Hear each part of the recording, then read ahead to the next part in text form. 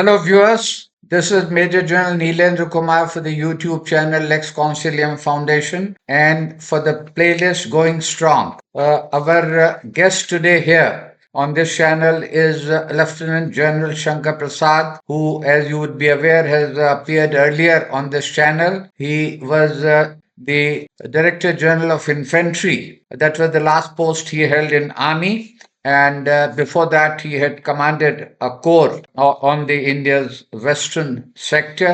Welcome general Prasad. अब नई technology आ रही है और इस टेक्नोलॉजी को समझने में, इसकी ट्रेनिंग में, इसको एडॉप्ट करने में एक बहुत बड़ा रोल है टेक्नोलॉजी का। और ये टेक्नोलॉजी का इंटीग्रेशन होना है आर्म फोर्सेस के साथ। Need to know official secret act, हमारे पास क्या वेपन्स हैं, उनकी क्या कैरेक्टरिस्टिक्स है, क्या उनमें एरर ऑफ प्रोबेबिलिटी है। और अब जबकि प्राइवेट सेक्टर और उसमें भी दूसरे मुल्कों के विदेशी लोग जो टेक्नोलॉजी आ रही है, तो इसका इंटरप्ले आप किस तरह से देखते हैं, जबकि हमारे एक्चुअल मिलिट्री को, क्योंकि इनका यूज तो मिलिट्री ही करेगी, चाहे एयरफोर्स हो या आर्मी हो, और उनको ट्रेनिंग देने के लिए, उनकी मेंटेनेंस के लिए, लॉजिस्टिक्स के लिए, जैसे हमारे पहले वर्कशॉप होते थे, first line, second line, third line repair, अब इसमें प्राइवेट कंपनीज भी, टेक्नोलॉजी कंपनीज भी होंगे।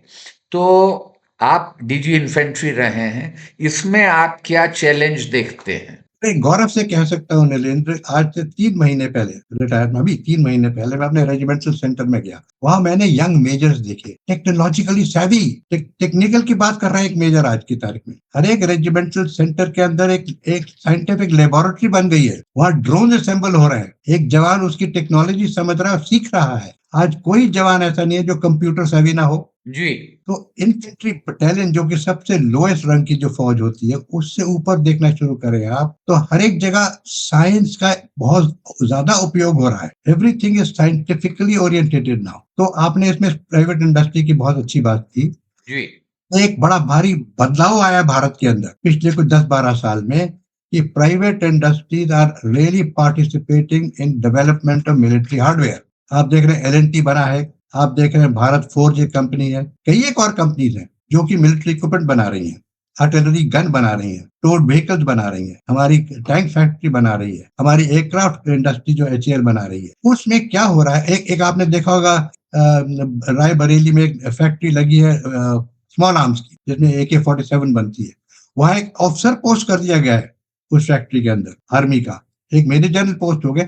उसको देख रहे हैं डेवलपमेंट कैसे हो रही है, मिनट टू मिनट उसको पार्टिसिपेट करके उसको ठीक करा रहे हैं अपनी जरूरत के मुताबिक। भारत सरकार ने आज की तारीख में एक बहुत अच्छा अमाउंट रिसर्च एंड डेवलपमेंट की तरफ दिया है, न केवल हथियारों को प्रोक्योर करने के लिए बल्कि R&D के लिए पैसा दिया है। R&D का पैसा केवल अपनी सरकारी इंडस्ट्रीज को नहीं बल्कि प्राइवेट इंडस्ट्रीज को भी देने को तैयार है। तो ये सब चीजें मिलके चलती है। इसमें हमको पैसे की जरूरत पड़ती है, इसमें हमें लंबे सोच की जरूरत पड़ती है। आप ये मत सोच के चलिए कि कल क्या मैं प्लानिंग कर रहा हूँ, मैं प्लानिंग कर रहा हूँ आज के 25-30 साल आगे की। भारत भी आज कहता है जी 47 में हमारा विजन क्या होगा। अगर 47 विजन की बात कर रहे हैं तो हमें देखना आर्टिफिशियल इंटेलिजेंस कहाँ से कहाँ ले जाएगी, R&D कहाँ से कहाँ ले जाएगी। आप खुद ही अपनी सर्विस में देखा होगा आपने कि किस किस्म के रात को हम दिन बना देते हैं। आज की तारीख में नाइट विजन बिनोकुलर्स हैं, नाइट विजन कैमराज हैं, night vision firing equipment sites हैं। कभी हमने सोचा था कि अंधेरी रात में आप एक निशाना बांध के बंदूक चला देंगे? तो यही तो रेवोल्यूशन है, यही तो बदलाव है। साइंस की तरक्की हो रही है और एक सिर्फ इक्विपमेंट की तरक्की से काम नहीं चलेगा। एक जवान, उसको उसके साथ मैच करके उसको भी बढ़ाते चला जाना है। और मैं खुद बड़े गौरव से कहता हूँ आज कि एक इन्फेंट्री सोल्जर मैं अपनी आंख से देख के आया 3 महीने पहले, एक टेक्नोलॉजिकली सैवी जवान आ गया है। आज वो बात को समझ रहा है, उसको इंटरेस्ट आ रहा है, इसमें सीख रहा है। रेजिमेंटल सेंटर में हर एक जवान साहब मुझे ड्रोन वाले सेक्शन में डाल दीजिए, मैं ड्रोन चलाना चाहता हूँ। तो दिस इज द रेवोल्यूशन। तो ये जब नई टेक्नोलॉजी इतने फास्ट पेस से आ रही है और उसमें भी बदलाव हो रहे हैं, इम्प्रूवमेंट्स हो रहे हैं, तो इसके लिए आप की नज़र में क्या चैलेंजेस, क्या मुश्किलें हैं? देखिए, मुश्किलें तो बहुत होंगी और आती चली जाएंगी, उनका उनका यहाँ जवाब भी पर मिलता है। ऑडियंस को आप कुछ मुश्किलें बताना चाहेंगे? देखिए, मुश्किल तो ये है कि देखिए, अब मैं आज एक मुश्किल मैं आपके सामने पेश करता हूँ। हमको मालूम है कि हमारे मुल्क में एजुकेशनल स्टैंडर्ड क्या है, ये छिपा नहीं है। और दूसरी चीज ये है कि इतना ज्यादा अनएम्प्लॉयमेंट है कि हर नवयुवक फौज में आना चाहता है। तो जो इस टेक्नोलॉजी को एब्जॉर्ब करने के लिए इंटेलेक्चुअल और एकेडमिक बेस होना चाहिए, इन्फेंट्री में जो आपने बात की जहां आप सेंटर में गए, तो ये तो बिल्कुल निश्चय है कि जो हमारे जवान आ रहे हैं वो शायद इतने इंटेलेक्चुअली और एकेडमिकली एडवांस्ड नहीं है कि इस टेक्नोलॉजी को ले सकें। तो ये किस तरह से वो जो कंपनी कमांडर होगा, प्लेटून कमांडर होगा, जो जेसीओज होंगे, किस तरह से वो खुद इस टेक्नोलॉजी को एब्जॉर्ब करेंगे, अपनी जो उनकी कमांड है उनको माहिर कर सकेंगे कि इसका इस्तेमाल कर सकें, चाहे वो ड्रोन्स की बात हो या उन सैटेलाइट पिक्चर्स इमेजेस को समझने की बात हो या साउंड डिटेक्शन हो या कुछ भी हो। इसके बारे में आप क्या कहना चाहेंगे? देखिए, ये बड़ी पुरानी कहावत है, is the man behind the gun who matters. आप बेस्ट इक्विपमेंट दे दीजिए, अगर उसको चलाना नहीं आता तो बेकार है वो। अगर आप हमें बेस्ट एयर फोटोग्राफ दे दें, सैटेलाइट इमेज दे दें और उसको पढ़ना ही नहीं आता तो क्या फायदा हुआ? जो ह्यूमन बीइंग है उसकी अहमियत तो किसी हालत में कम हो ही नहीं सकती। अगर आपको ब्रह्मोस बिल्कुल ठीक मिसाइल है, बात है। जी हाँ। ब्रह्मोस मिसाइल को फायर करने वाला भी तो कोई व्यक्ति होगा ना। अब जब उसको ले ही नहीं करना आता उसको, वो ये ग्रिड रेफरेंस को कन्वर्ट ही नहीं कर पा रहा अपने मैप ग्रिड्स के साथ और अपनी उसकी जो भी उसकी फीड्स होती है उसके साथ, तो वो कैसे फायर होगा और कैसे टारगेट पे जाएगा? ये तो नहीं है कि आपने ब्रह्मोस मिसाइल को कहा, अरे भैया तू चला जाओ उस रोशनदान के अंदर, ये थोड़ी होगा। तो the man behind the gun will never leave its importance, चाहे कुछ भी टेक्नोलॉजी हो जाए। लेकिन जरूरी बात इसमें जो समझने की है, man behind the gun can now destroy the enemy target without physical contact. ये बदलाव है। आज आपको हैंड टू हैंड सीक्यूबी कॉम्बैट करने की हालत बहुत कम दिखेगी। एक और मैं आप बात बताना चाहता हूँ, किस्म किस्म के, एक तो देखिए ना, जैसे आप रियल एस्टेट कब्जा करना चाहते हैं, उसमें फिजिकली इन्फेंट्री को जाना पड़ेगा, जिसको कहते हैं बूट्स ऑन ग्राउंड। दूसरा होता है कि आपने उनके इंफ्रास्ट्रक्चर को डिस्ट्रॉय करना, यानी कि there is definitely a position कि आप चाहते हैं कि दुश्मन की जो वॉर वेजिंग कैपेबिलिटीज हैं उनको डिस्ट्रॉय किया जाए, उनके इक्विपमेंट्स को डिस्ट्रॉय किया जाए। That's another possible target. तो उसको आपने फिजिकली जाना ही पड़ेगा। तो उसी बात पे आप शुरू होते हैं कि मेरा एम क्या है, क्या ये एम अचीवेबल है, क्या ये विद इन टाइम फ्रेम हो सकता है। और टाइम फ्रेम की बात क्यों करते हैं नीलेंद्र हम? क्योंकि टाइम फ्रेम की बात हम इसलिए लगातार बोलते रहते हैं, मैं खास तौर से इस पे बहुत बिलीव करता हूँ कि अगर लड़ाई आपने 3 दिन की जगह 6 दिन भी कर दी ना, तो आपको जरूर कैजुअलिटी एक्सेप्ट करनी पड़ेगी, आपकी इकोनॉमी पर उसका इफेक्ट पड़ेगा। एक ब्रह्मोस मिसाइल की कीमत कितनी है? Every single day of contact war is very expensive.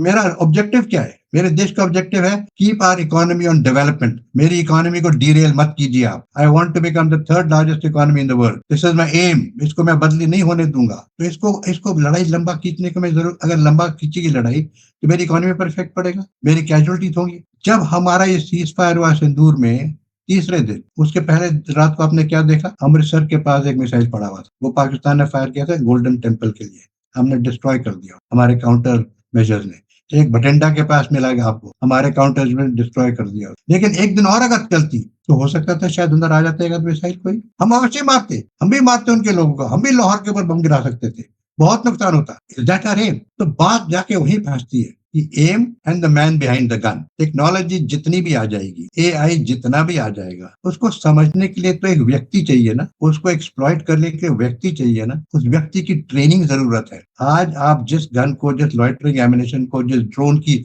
आप 25 घंटे की आगे की बात कर रहे हैं, उसकी ट्रेनिंग होगी तभी तो वो करेगा ना। आप अमेरिका का देख रहे हैं, जो ड्रोन आते हैं सैकड़ों मील दूर से आ रहे हैं, उनके ऑपरेशन रूम से वो कंट्रोल कर रहा है एक आदमी। देखा होगा आपने पिक्चरों में, ये जो म्यूट ब्यूटी क्या, वो एक ह्यूमन बीइंग ही कंट्रोल कर रहा है ना। और उसकी एजुकेशन चाहिए, उसको उसकी ट्रेनिंग चाहिए। तो दिस इज एलिमेंट्री। एक ह्यूमन बीइंग की ट्रेनिंग, एक ह्यूमन बीइंग का उसके यंत्र के पीछे होना इज द बिगेस्ट रिक्वायरमेंट। क्या आप समझते हैं कि इस रिवॉल्यूशन के रहते और इसके आने पर जो कन्वेंशनल हमारे पास रिसोर्सेज हैं, और मैं बात कर रहा हूँ इन्फेंट्री बटालियंस की, मैं बात कर रहा हूँ टैंक्स की, आर्टिलरी पीसेस की, क्या उनकी जरूरत कम हो जाएगी? बिल्कुल नहीं। आप इसको मिक्स मत कीजिए। इन्फेंट्री के बिना तो कोई काम हो ही नहीं सकता। आज भी एक इन्फेंट्री आपकी बॉर्डर्स पे खड़ी है तैनात। हल्को the infantry on the border, no line of control पर है, लाइन ऑफ एक्चुअल कंट्रोल पे है लद्दाख में। आपके देश को एक चुनौती है टेररिज्म की। टेररिज्म को कॉम्बैट करने के टैंक तो नहीं चाहिए ना, लेकिन इन्फेंट्री तो चाहिए। अगर कल आपने डिसाइड किया कि मैं पाकिस्तान की जो सदर्न रिजर्व है, आर्मी रिजर्व नॉर्थ और आर्मी रिजर्व साउथ जो पाकिस्तान की है, उनको मैं डिस्ट्रॉय करना चाहता हूं, I want to bring Pakistan on its knees by destroying its tank forces. ये एम होगा कि नहीं होगा ये तो उस समय दिखाएगा, लेकिन आप इसको ये नहीं कह सकते कि टैंक फोर्स बेकार हो गई, इन्फेंट्री बेकार हो गई, सिर्फ मिसाइल से काम चल जाएगा, ऐसा भी नहीं होगा वाला। आज आप रोज देख रहे हैं कितनी इन्फेंट्री आपकी इन्वॉल्व है। परसों एक हमारे मेजर साहब की डेथ हुई है कश्मीर के अंदर। टेररिज्म चल रहा है, टेररिज्म का भी तो हमें ख्याल करना है ना। हम सिर्फ वो यही सिंदूर और लद्दाख इजराइल की लड़ाई का ही ध्यान थोड़ी देना है, हमें ध्यान इस पर भी देना है, लोकल इश्यूज पे जो हमारी पाकिस्तान से परेशानी है। आज के अखबार में देखिए आप, जी Delhi is under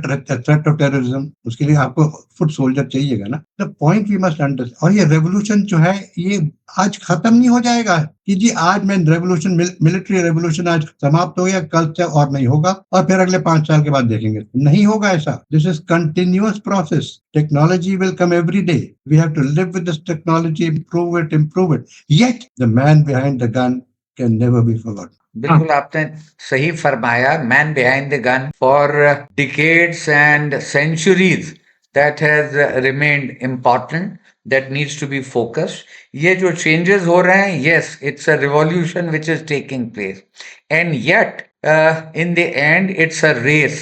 What we are acquiring, what capacity we are developing, it is so is the situation on the other side, and we have to remain कि जैसे बात हो रही थी सिंदूर में भी, जो अभी तक पब्लिक डोमेन में नहीं है, कि दूसरा पाकिस्तान क्लेम कर रहा था कि उन्होंने हमारे इतने एयरक्राफ्ट डिस्ट्रॉय कर दिए। वो कितने कर दिए, किए या नहीं किए, लेकिन वो संभावना बनी रहे। और आज के पेपर में पढ़ रहे हैं हम कि कश्मीर में कॉर्डन एंड सर्च ऑपरेशंस में या वहां पर तलाशी लेते हुए और वहां पर हमारी कैजुअलिटीज हो रही हैं। तो उसको देखते हुए आपने बिल्कुल सही फरमाया कि जो हमारी कन्वेंशनल स्ट्रेंथ थी, कैपेबिलिटीज थी, वो बनाए रखनी है। उनको हम इस भुलावे में नहीं आ सकते कि उनकी जरूरत नहीं पड़ेगी। इसके अलावा कुछ आरएमए के बारे में और जरूरी चीज जिसको आप अहमियत देते हैं वो उल्लेख करना चाहेंगे?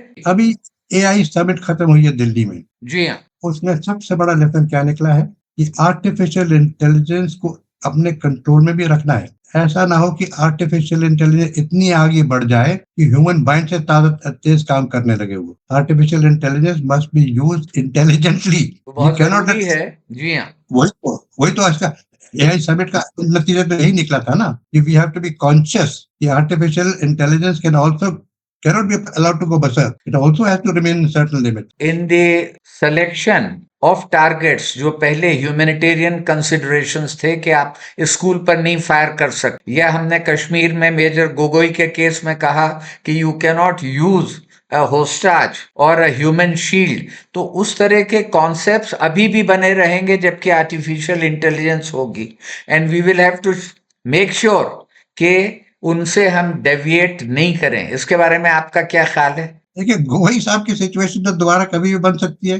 जी इंसर्जेंसी हालात में तो ये हो सकता है। जी तो दैट इज डिफरेंट डोमेन, उसका तो डोमेन ही अलग है। जी वो तो एक पॉलिटिकल एरिना में चली जाती है।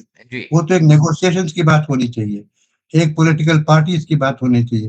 तो दो आर डिफरेंट डोमेन। जो आज हम बात कर रहे हैं revolution in military affairs basically related to conventional military operations, yes not to the kind of insurgency or kind of terrorism that we are facing. बिल्कुल ठीक है जो चल रही है। तो इसमें हमको ये ध्यान रखना है कि जो हमारे कन्वेंशनल थ्रेट्स थे, मैं इशारा कर रहा हूं कि एक जो बटालियन कमांडर है या वहां पर आरआर का एक सेक्टर कमांडर है और वहां पर ट्रुप्स को फेस करना पड़ रहा है स्टोन पेल्टिंग, तो उसके लिए भी तैयार रहना पड़ेगा। जहां पर शायद ड्रोन काम कर सकें या न कर सकें, जहां पर सैटेलाइट हमारी मदद कर सकें या न कर सकें। और ये आपने बिल्कुल सही फरमाया कि आर्टिफिशियल इंटेलिजेंस के जो लिमिटेशंस और चैलेंजेस हैं उनको भी नजरअंदाज नहीं किया जा सकता। तो बहुत बहुत शुक्रिया। और आज आपसे ये बातचीत हमारी ऑडियंस के लिए काफी फायदेमंद रहेगी, उनकी जानकारी को बढ़ाएगी, और उम्मीद है कि इसी तरह से हम आगे भी बातचीत करते रहेंगे। शुक्रिया। थैंक्स। Thank you.